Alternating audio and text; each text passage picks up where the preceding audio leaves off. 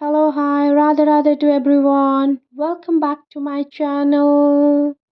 Please like, subscribe. Anyways, aha,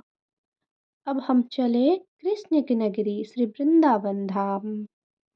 ଆମେ ବାହାରି ପଡ଼ିଥିଲୁ ରାତିରେ ବୃନ୍ଦାବନ ପାଇଁ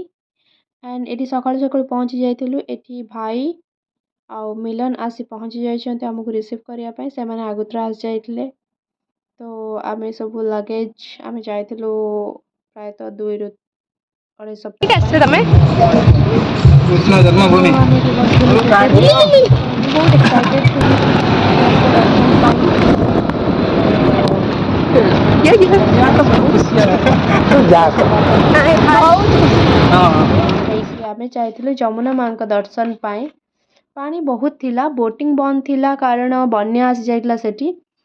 ସେଠି ପୁଣି କିଛି ଫଟୋ ଉଠେଇଲୁ ତାପରେ ସେଟାକୁ ବ୍ରହ୍ମଣ ଘାଟ ବି କୁହାଯାଏ ଯୋଉଠିକି ଭଗବାନ ମୁହଁ ଖୋଲିକି ମା ଯଶୋଦାଙ୍କୁ ବ୍ରହ୍ମାଣ୍ଡ ଦେଖେଇଥିଲେ ତାଙ୍କ ଦର୍ଶନ କଲୁ ତାପରେ ଚାଲୁ ଆମେ Nandgaon thank you for watching stay tuned for next part